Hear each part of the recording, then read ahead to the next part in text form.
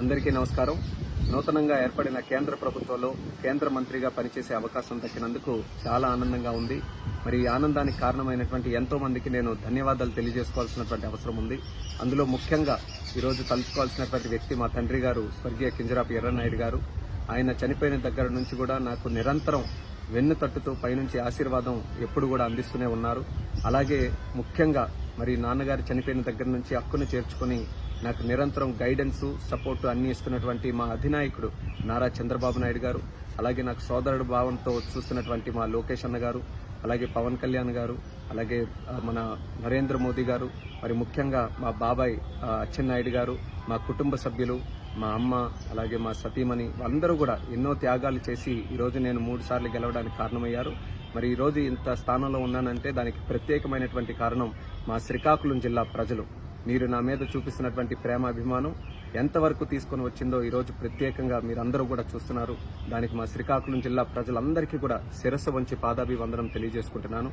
అలాగే తెలుగు ప్రజలు, తెలుగుదేశం పార్టీ కార్యకర్తలు, జనసేన, భారతీయ జనతా పార్టీ కార్యకర్తలు అందరూ కూడా కలిసికట్టుగా మొన్న ఎన్నికల్లో పోటీ చేసి ఒక హిస్టారిక్ విక్టరీని, ల్యాండ్ స్లైడ్ విక్టరీని ఎన్డీఏ ప్రభుత్వానికి రాష్ట్రంలో, కేంద్రంలో ఇవ్వడం జరిగింది. దాని కారణంగానే ఈరోజు ఆంధ్రప్రదేశ్ రాష్ట్ర భవిష్యత్తు చాలా ఉజ్వలంగా ఈరోజు మనందరికీ కూడా కనిపిస్తుంది. అందులో పనిచేసే అవకాశం ఈరోజు చంద్రబాబు నాయుడు గారి నేతృత్వంలో, మోదీ గారి నేతృత్వంలో మాకు కలగడం అనేది మా అదృష్టంగా భావిస్తున్నాం. ఈ పదవి మా ఒక్కరిదే కాదు, ఆంధ్రప్రదేశ్ రాష్ట్ర ప్రజలదనేది మళ్లీ గుర్తు చేస్తున్నాను. ఈ 5 సంవత్సరాలు కూడా తెలుగుదేశం పార్టీ మీ అందరికీ కూడా తెలిసిందే. గత 40 సంవత్సరాలుగా తెలుగు ప్రజలు ఎక్కడ ఉన్నా, ఏ కష్టాల్లో ఉన్నా వాళ్ళ కోసం మేము పనిచేస్తూ వచ్చాం. ఈ 5 సంవత్సరాలు కూడా మీకు ఇచ్చినటువంటి హామీలు, మేనిఫెస్టోలు, అలాగే మీకు ఇచ్చిన ఇన్సూరెన్సెస్ అన్ని కూడా ఫుల్ఫిల్ చేయడానికి రాష్ట్ర ప్రభుత్వం తరఫున, కేంద్ర ప్రభుత్వం తరఫున మా యొక్క సహాయ సహకారాలన్నీ కూడా శక్తి వంచన లేకుండా పనిచేసి మీ అందరికీ కూడా న్యాయం చేయడానికి, మన రాష్ట్రాన్ని అభివృద్ధి చేయడానికి మేము అందరం కూడా కష్టపడతామని తెలియజేసుకుంటున్నాం. మరి ముఖ్యంగా ఆంధ్రప్రదేశ్ రాష్ట్రాన్ని మళ్లీ అభివృద్ధి పటంలో నడిపి దేశంలోనే నెంబర్ 1 రాష్ట్రంగా మనం తయారు చేయాలి.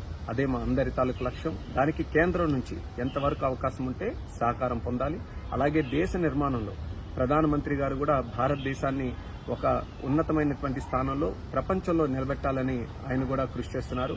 ఆయనకి కూడా సహకరిస్తూ రాష్ట్ర భవిష్యత్తు గురించి నిరంతరం పోరాటం చేస్తూ మీ అందరితో పాటు ముందుకు నడుస్తాం. మరి ఈ స్థానం కల్పించినటువంటి ప్రతి ఒక్కరికి కూడా మరొకసారి నా ధన్యవాదాలు తెలియజేసుకుంటున్నాను.